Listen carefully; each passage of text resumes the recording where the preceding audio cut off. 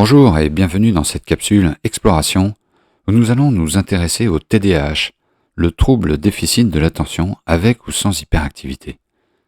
Appelé ADHD en anglais, et c'est plutôt cet acronyme que nous allons voir dans cette vidéo. Alors quelques slides pour se rappeler à quoi sert cette chaîne. C'est une chaîne dédiée à l'information sur la parasitologie. Et donc on peut constater au fur et à mesure des explorations que beaucoup de maladies sont liées à des infections parasitaires. Notons notamment les plus de 8000 études qui lient des micro-champignons au cancer. Alors un disclaimer, je ne sais rien, nous ne savons rien, humilité devant la grandeur du vivant, consultez un médecin en cas de symptômes, et comme vous le verrez dans beaucoup d'études, les chercheurs rappellent que chaque personne est unique, votre microbiome est unique, ce n'est pas seulement l'empreinte digitale que vous avez sur l'index qui prouve votre unicité, c'est aussi ce que vous avez dans les intestins. Alors les informations sont scientifiques, basées sur des faits, des observations, des expériences. Les arguments d'autorité ne sont pas retenus, les sources sont officielles publiques. Et nous allons parcourir quelques slides afin de se rappeler ce que sont les parasites. Alors il y en a 3 types, les helminthes, des petits vers, et pas seulement ceux que l'on peut apercevoir dans les selles, il y en a aussi des plus petits. Les protozoaires, on les connaît sans les connaître, c'est-à-dire que Toxoplasma ou la toxoplasmose, tout le monde connaît, mais quand on creuse un petit peu, on se rend compte que ces petites bestioles sont largement ignorées et on dit que vous êtes immunisé alors que c'est une infection. Il y a aussi les micro-champignons qui peuvent nous embêter au niveau respiratoire et à d'autres endroits. Donc Aspergillus va être identifié dans le cas de l'asthme, par exemple. Il représente 40 à 60% des gens qui ont de l'asthme. Et ça, c'est uniquement dans le cas où c'est détecté, parce que les techniques pour détecter ces petits parasites chez l'humain ne sont pas parfaites. Et on a aussi Candida albicans, très connu, qui est présent dans la plupart des gens et qui peut être responsable de mycose vaginale. À répétition. Bref, il y a beaucoup de sujets développés sur cette chaîne, notamment sur les différents organes comme la thyroïde, les vaisseaux sanguins, le système nerveux, la peau, le cerveau. Alors la vidéo sur le foie a été censurée, vous pourrez la retrouver dans le livre de la chaîne, la série Santé Femmes, et on se rappelle que déjà en 1886, Rudolf Leuckart nous parlait des parasites de l'humain. Alors cette série Santé Femmes est assez cruciale, dans le sens où, je pense en avoir déjà assez dit dans d'autres vidéos sur le sujet, mais Michelle Obama le disait en 2018, le tabou sur la santé des femmes doit sauter, c'est vraiment quelque chose qui empêche les femmes de comprendre comment elles fonctionnent, leur biologie basique, et lorsqu'elles vont voir un docteur, bien souvent, elles tombent sur un ignorant. Et donc là, déjà, ce que l'on peut dire sur cette chaîne, c'est qu'en moins de 4 heures, et en parcourant toute la série Santé Femmes, vous aurez plus d'informations qu'un gynécologue lambda. Alors le livre de la chaîne est disponible sur le site d'édition en ligne de Book Edition. Voici une petite image qui est un peu plus développée dans une autre vidéo et qui nous montre ce qui est bon pour l'humain en haut et ce qui est mauvais pour l'humain, en haut, et ce qui est bon pour l'humain en bas. On peut comprendre que des problèmes aux intestins, et d'ailleurs tous les professionnels de santé en parlent dans tous les sens, c'est quelque chose qui devient grand public, les histoires de microbiote et ainsi de suite. C'est simple, lorsque vos intestins sont déséquilibrés, cela mène à différentes maladies, comme l'endométriose,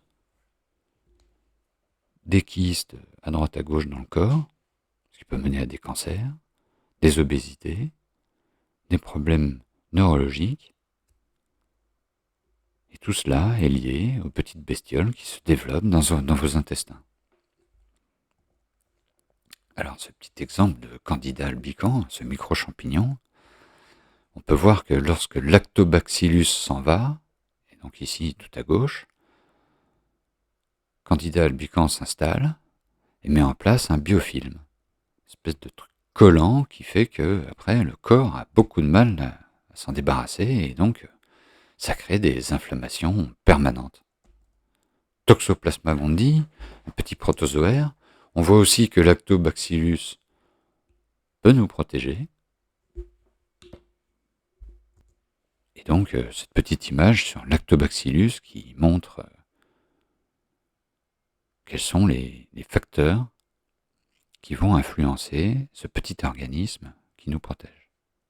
Alors, dans cette vidéo, nous allons parler de TDAH ou ADHD, en commençant par un peu de contexte, en essayant d'aller voir, et nous allons le voir assez rapidement s'il y a un lien avec les intestins, et ensuite le lien avec les parasites internes de l'humain. Alors, nous n'allons pas développer de techniques pour guérir de cette pathologie, étant donné que les parasites étant très variés, il n'y a pas qu'une seule manière de les combattre. Et d'ailleurs, souvent, les médicaments que l'on pourrait utiliser, qu'ils soient chimiques ou naturels, ont un spectre d'efficacité relatif, et donc il n'y a pas de médicament miracle dans le domaine. Soit dit en passant, si on ne s'est pas déparasité pendant plusieurs dizaines d'années, eh bien les petits biofilms qui se sont mis en place pendant ce temps-là sont plus difficiles à enlever, et ça ne se fait pas en claquant des doigts, ou alors il y aurait un prix Nobel en vue. Voilà, après cette introduction, allons voir un petit peu plus loin toutes ces études qui nous parlent de TDAH. Alors PLOS ONE, en 2023, essaie de voir s'il y a un lien avec le microbiome intestinal. Alors ils nous disent que des recherches récentes ont suggéré un rôle joué par ce microbiome intestinal. En conclusion, ils confirment que c'est le cas. Ils rappellent que le microbiome est un écosystème, et donc quand on change des choses à l'intérieur, il peut y avoir des effets imprévus. Et confirment que comme votre microbiome est unique, il serait bon de trouver des médications personnalisées. Cette autre étude de Journal of Clinical Medicine de 2024, donc une étude qui s'intéresse à la déficience en sélective immunoglobine A, et donc c'est un des éléments de votre système immunitaire, et donc les auteurs se demandent si on trouve un lien entre TDAH et une déficience dans ce domaine. C'est le cas. Alors un petit extrait de Micro-Organism qui nous parle de l'immunoglobuline A. C'est une liaison active au niveau du microbiote intestinal. Et ça permet au corps de se défendre contre l'invasion de pathogènes. Alors ici, nous sommes en 2020, c'est un manuscrit d'auteur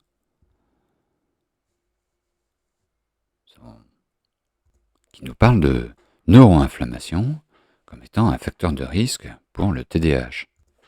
Et on peut noter ici que des altérations dans les systèmes de neurotransmetteurs, incluant les systèmes dopaminergiques et sérotonergiques, c'est-à-dire la dopamine et la sérotonine, sont observées dans les populations ayant un TDAH. Alors, sur cette chaîne, on sait déjà que tout ce qui est hormones et neurotransmetteurs sont des cibles privilégiées des parasites internes de l'humain. Ils sont même capables de les imiter et donc de perturber les processus biologiques internes de notre corps tranquillement. Alors, il y a une autre étude de Frontiers in Neuroscience. Donc là, nous sommes en 2026, où Alexis Demas nous parle de cette hypothèse intestin-cerveau-parasite. Alors, c'est plus vraiment une hypothèse pour ceux qui ont des connaissances dans la parasitologie, mais bref. Et donc ici, l'auteur nous dit qu'il y a des preuves que le microbiote a été altéré, qu'il y a une perméabilité intestinale augmentée, et ça c'est un gros problème, parce que lorsque vos intestins sont perméables, les petites bestioles passent. Et une inflammation dans les individus neurodivergents.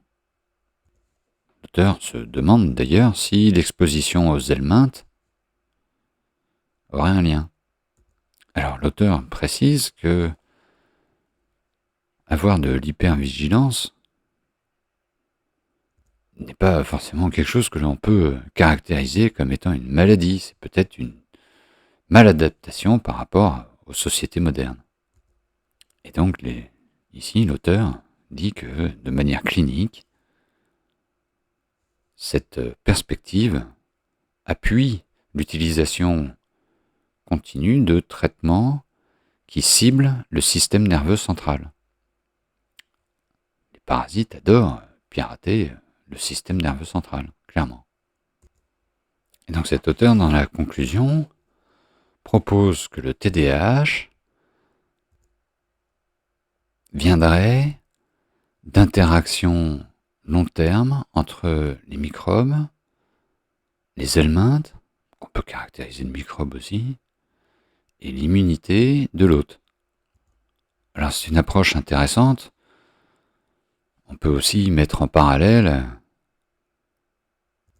ce qui se dit dans la parasitologie depuis quelques décennies, c'est-à-dire que le mode de vie que nous avons actuellement a tendance à favoriser l'expansion des parasites, on va dire.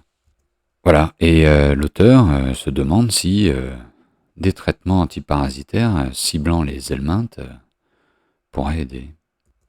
Et l'auteur conclut en disant que la partie intestinale est indispensable quand il s'agit de réfléchir à ce qu'est le TDAH ou ADHD.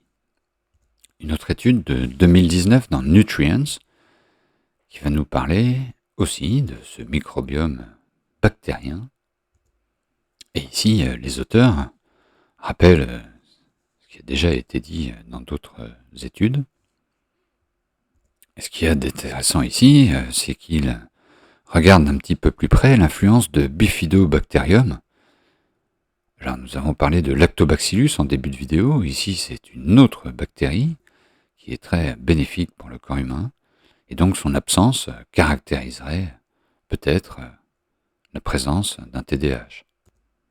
Et donc ici, on a la notion de biomarqueur. C'est quelque chose qui est très important dans le domaine de la recherche médicale et de l'industrie médicale, parce que ça permet d'avoir un moyen assez facile d'identifier une pathologie.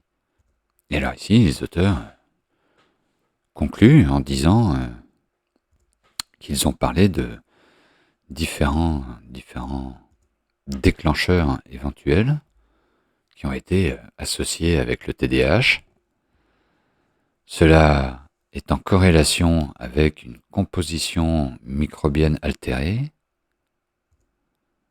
Et donc il y aurait potentiellement plusieurs microbes qui pourraient être utilisés comme biomarqueurs. Alors un document des annales de la clinique de la nutrition et du métabolisme. Et ici, de manière intéressante, on va retrouver des déficiences en vitamine D ou autres vitamines qui vont être liées à des problèmes mentaux. Étant donné que ces petits éléments nutritifs ont des mécanismes spécifiques pour agir sur les fonctions du cerveau et sur l'axe intestin-cerveau. Et dans la conclusion, on en profite pour voir cet aspect de diète méditerranéenne qui a été évoqué dans d'autres vidéos aussi, et où l'on constate que l'ingestion régulière de terpènes et de flavonoïdes, et notamment, si l'on peut citer les herbes de Provence, qui contiennent du thym et autres, et qui sont des plantes extrêmement efficaces contre les parasites. Donc déjà, on a quelques études qui, un peu comme dans d'autres pathologies, vont nous expliquer que c'est la diète qui potentiellement peut aider. Alors, un autre manuscrit d'auteur, qui date de 2023, auteur avec un S,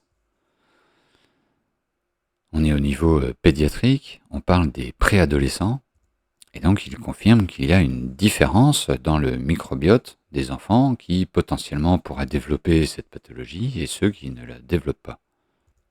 Et alors, sans entrer dans les détails, parce que c'est peut-être un peu vaste aussi, on nous parle de fungal. Fungal sont bien les micro-champignons. Et les auteurs nous disent qu'on n'en sait pas beaucoup sur le microbiote micro-champignonesque et ADHD. Il y a une exception d'une étude qui a montré qu'une infection par candida a aggravé les symptômes. Alors, ce n'est pas systématique, parce qu'il va y avoir des enfants qui, eux, ne vont pas avoir beaucoup de candidats dans leur corps. Et ça a un peu surpris les chercheurs, parce qu'ils savent que lorsque candida se développe de manière outrancière, particulièrement candida albicans, c'est associé avec d'autres désordres au niveau développement neuronal, en incluant l'autisme. Et donc pour conclure, les auteurs disent qu'il y a quand même besoin d'un peu plus d'études pour comprendre tout cela. Alors en 2017, déjà, Frontiers in Psychiatry parlait de TDAH et d'inflammation. Alors à cette époque, ces auteurs ont regardé plusieurs études pour voir si une inflammation était responsable de la création d'un TDAH. Et donc il reste prudent devant les résultats hétérogènes et contradictoires. Alors cette étude parue dans Cureus de 2024, on ne va pas apprendre grand-chose dans celle-là, ça ne fait que confirmer ce que d'autres études disent. Il va être intéressant de constater ici qu'on nous parle de communication bidirectionnelle entre le microbiome des intestins et le cerveau. On nous rappelle la complexité de cette relation qui est influencée par des facteurs comme la diète, les médications et éventuellement des transmissions maternelles potentielles. Ce n'est pas systématique. Et les auteurs terminent en disant et en rappelant qu'une thérapie personnalisée est à envisager. Alors cette autre étude de Translational Psychiatry en 2022 qui nous parle encore du microbiote des intestins et du niveau de cytokines. Alors les cytokines, c'est exactement ce qui permet de caractériser une inflammation. Et donc les auteurs nous disent que leur étude fournit de nouvelles informations sur l'association entre une dysbiose du microbiome des intestins et une dérégulation immunitaire, ce qui pourrait contribuer à la pathophysiologie d'un TDAH. Alors pourquoi on parle de cytokines ? C'est parce que quand le brain-blood barrier, c'est-à-dire au niveau du cerveau, il y a aussi une barrière qui empêche n'importe quoi de rentrer dans votre cerveau, comme au niveau des intestins. Et lorsque cette barrière est poreuse, les pathogènes passent et s'installent.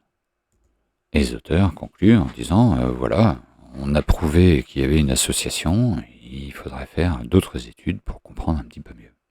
Alors cette autre étude, parue dans Nutrients en 2021, qui nous parle des preuves sur le rôle du microbiome des intestins dans la pathophysiologie du TDAH.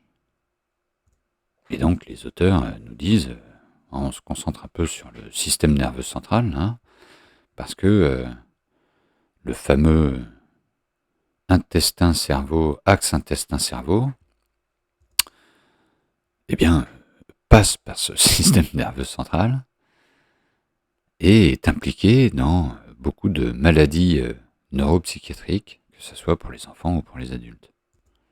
Et donc, sans conclure sur quoi que ce soit, les auteurs nous disent que cet axe cerveau-intestin, lorsqu'il est impacté, eh bien, cela crée une neuroinflammation et un stress oxydatif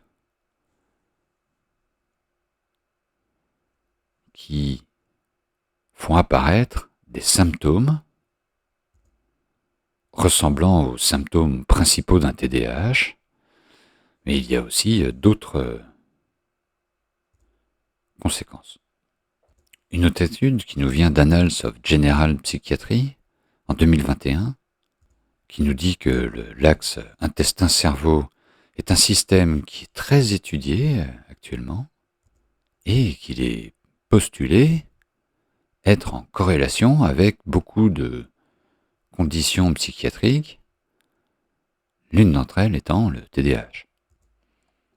Alors, dans cette étude, les auteurs s'intéressent aux différentes bactéries. Donc, on avait parlé de Lactobacillus, on a parlé de Bifidobacterium.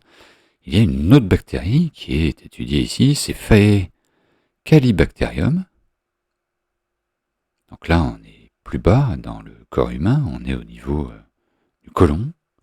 Et lorsque cette bactérie disparaît, ou plutôt, on va dire à l'inverse, chez les patients qui ont un TDAH, on s'aperçoit que cette bactérie n'est pas très présente. Et en conclusion, les auteurs nous disent qu'il n'y a pas d'étude qui a vraiment corrélé une bactérie particulière avec un TDAH. C'est peut-être plutôt... c'est plus complexe. Alors, il faut se rappeler un truc, c'est qu'il y a beaucoup de bactéries et beaucoup de parasites, beaucoup de champignons, beaucoup de protozoaires différents. Et donc, lorsque les chercheurs font des études, ils ne peuvent pas forcément adresser tous ces éléments en même temps et sont obligés d'essayer d'aller regarder de plus près quelque chose. C'est pour ça qu'il est intéressant de parcourir un certain nombre d'études. Cela permet aussi de se faire une idée un peu plus hélicoptère, ou high level, on va dire, du sujet. Alors, une autre étude qui date de 2019 et qui nous vient des cliniques gastro-entérologues d'Amérique du Nord, où les auteurs confirment un peu tout ce qui est dit dans les autres études, et qui nous disent que lorsqu'on parle de cette communication bidirectionnelle entre les intestins et le cerveau, cela inclut les nerfs, donc système nerveux central, et notamment le nerf vague, qui est un sujet très développé par les influenceurs en ligne ces dernières années, me semble-t-il, afin de retrouver, ou plutôt afin d'enlever des tensions musculaires qu'on pourrait avoir dans le dos. Bref, le système endocrinien et le système immunitaire. Bref, tout ce que les parasites aiment attaquer. Alors, cette autre étude, tirée de Métabolites en 2025, et qui fait nous parler de la diète. Et ici, les auteurs nous disent que la diète méditerranéenne est clairement adaptée afin de moduler les impacts d'un TDAH. À l'inverse de ce qu'on appelle la diète de l'Ouest. Et donc là, si vous voulez creuser un petit peu cet aspect nutrition, eh bien, il y a le ministre de la Santé américain, Kennedy, qui a inversé carrément la pyramide des nourritures. Donc là où on pensait pouvoir manger du pain sans réfléchir, on comprend qu'il faut essayer d'en manger le minimum possible. Bref. Et alors les auteurs nous rappellent, comme d'autres études, que le TDAH est lié à des déficiences en nutriments. Donc là on va avoir les oméga 3, le zinc, magnésium, fer, vitamine D. Alors pour rappel, la vitamine D, mettez-vous au soleil.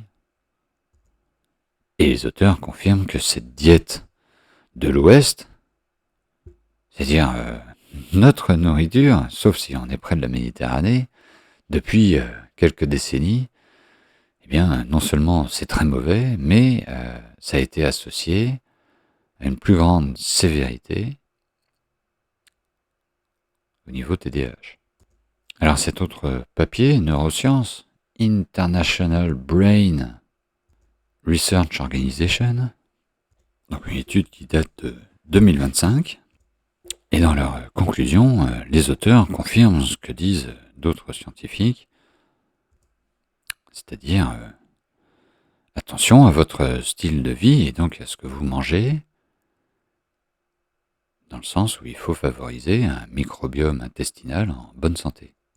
Un petit aparté rapide, comme beaucoup des études qui sont présentées ici, les auteurs se basent sur d'autres études pour essayer d'avancer. De temps en temps, il peut y avoir des biais de confirmation, on va dire. Donc il faut toujours essayer d'aller chercher les informations de manière la plus large possible.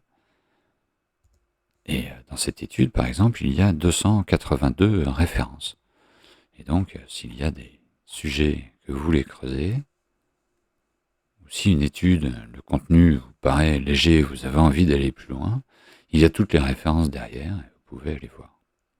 Alors, une autre étude parue dans Children en 2023, où les auteurs nous parlent de la perméabilité intestinale et nous disent que ça peut être associé avec la création, une genèse de TDAH. Et alors dans la conclusion, les auteurs disent qu'effectivement, il y a une corrélation positive. Et donc, lorsqu'il y a un intestin perméable, eh bien, il y a vulnérabilité au TDAH, mais aussi la partie déficit cognitif et inattention.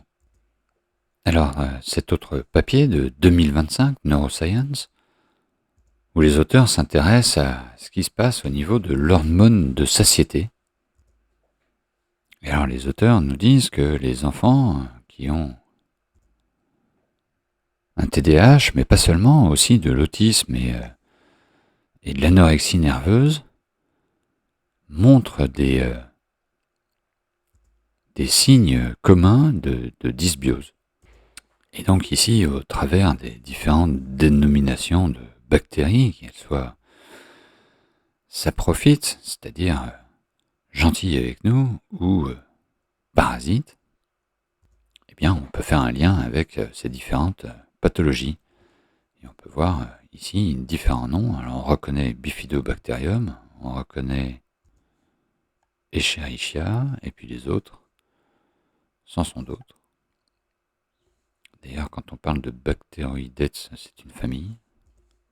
Et plus loin, dans le texte, on nous parle de Faecalibacterium. Bref, cela permet de comprendre, c'est un domaine, c'est difficile de mettre une conclusion et un tampon quelque part, c'est un déséquilibre intestinal. Et déjà en 2018, dans ce rapport de recherche dans Behavioral Brain Research, les auteurs notaient ce manque du côté de la population de Faecalibacterium chez les enfants qui avaient un TDAH. Alors un autre article qui nous vient du journal de la psychologie pédiatrique. Et donc en 2023, ces auteurs se posent la question sur la partie fongique, donc les micro-champignons, dans le microbiome, et essayer de voir s'il y a un impact d'une dysbiose constatée au niveau du microbiome, donc les microchampignons, et la perméabilité intestinale. Et donc ces auteurs concluent en disant, effectivement, lorsqu'il y a une perméabilité intestinale et une dysbiose du côté du microbiome, ça peut être associé à probabilité plus grande d'avoir un TDAH. Alors dans cette étude, on va voir si en 2020, on faisait un lien avec Toxoplasma gondii. Alors ici, les auteurs parlent d'infections latentes. Et ça, c'est ce que je disais en début de vidéo, c'est-à-dire quand on dit que vous êtes immunisé, alors qu'en fait, vous avez une infection latente. C'est-à-dire c'est asymptomatique, ou du moins, on n'imagine pas un tel coupable, et ça reste dans votre corps. Il peut rester sous forme de kyste pendant 20 ans et se réveiller au bout de 20 ans.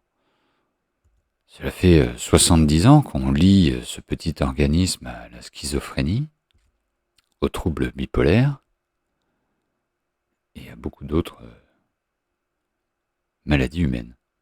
Et d'ailleurs, les auteurs nous le disent ici, il y a un impact sous-estimé dans les désordres neuropsychiatriques de la part de Toxoplasma gondii. Et donc les auteurs, dans cette étude, concluent qu'il y a un haut taux de séropositivité de Toxoplasma gondii chez les adultes qui ont un TDAH. Alors toujours, on se posait la question de l'œuf ou la poule, c'est-à-dire est-ce que la condition de TDAH fait que Toxoplasma gondii peut s'installer plus facilement, ou est-ce que c'est l'inverse? La question est toujours ouverte dans le domaine de la parasitologie. Et d'ailleurs, en 2020, cette étude de Pathogens and Global Health, qui fait une revue systématique et une méta-analyse sur le sujet est-ce qu'il y a un lien entre Toxoplasma gondii et TDAH, les auteurs concluent en disant bon, il y a des résultats qui disent que oui, il y a des résultats qui disent que non, et donc on ne peut pas conclure en affirmant qu'effectivement c'est ça. Et alors voyons cette dernière étude du journal des maladies parasitaires. Et donc si vous avez un parasitologue près de chez vous, je vous invite à discuter avec lui pour mieux comprendre la santé, parce qu'une fois qu'on regarde la santé humaine au travers des parasites internes, effectivement, ça ouvre, ça permet de comprendre beaucoup de choses.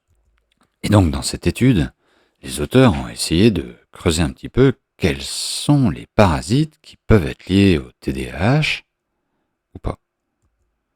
Mais les auteurs concluent en disant que les infections parasitaires, avec leurs conséquences, sont un facteur de risque potentiel dans les enfants ayant un TDAH. C'est ce qu'on appelle les conclusions prudentes, dans le sens où quelqu'un qui dirait « Ah oui, cette maladie, c'est à cause de ça », comme on ne peut pas faire de tests sur les humains, c'est difficile à prouver. Bref.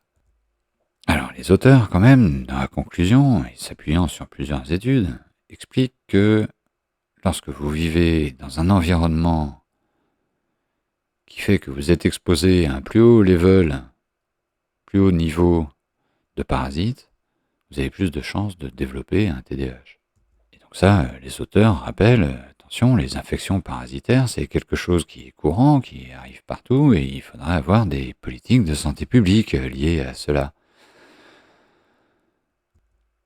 Je ne ferai pas de digression sur ce sujet dans cette vidéo. Et alors, quels sont les parasites que l'on peut associer avec le TDAH? Eh bien, on va avoir Toxoplasma gondii, qui revient ici. Mais ce n'est pas le seul. Il y a aussi Toxocara. Alors, Toxoplasma gondii, ça peut être dans ce que vous mangez, ça peut être dans la viande, ça peut être aussi votre chat. Toxocara, c'est pareil, mais au lieu du chat, c'est le chien. Voilà. Donc, vous avez un chat, vous êtes plus susceptible d'attraper Toxoplasma. Vous avez un chien, vous êtes plus susceptible d'attraper Toxocara. Dans cette étude, et contrairement à ce qu'un manuscrit d'auteur nous disait plus tôt, ils n'ont pas trouvé d'œufs d'helminthe, et donc les petits vers intestinaux ont été écartés.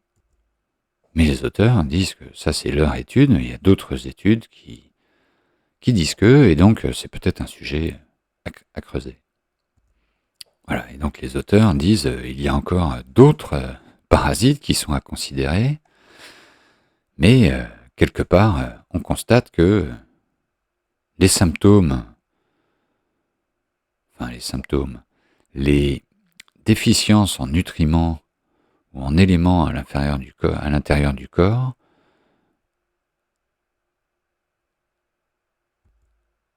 sont sensiblement identiques entre un TDAH et une infection, les effets d'une infection parasitaire. Voilà, et donc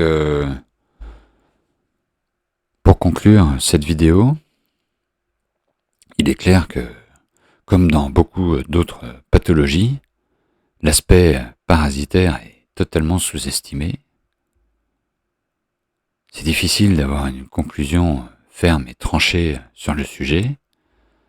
On a quand même un certain nombre d'éléments qui permettent d'avoir des hypothèses assez fortes. N'oubliez pas d'aller regarder les autres vidéos sur cette chaîne pour avoir plus d'informations sur ce que sont les parasites. Bon courage dans votre combat contre ces petits organismes. Merci de votre écoute et à bientôt.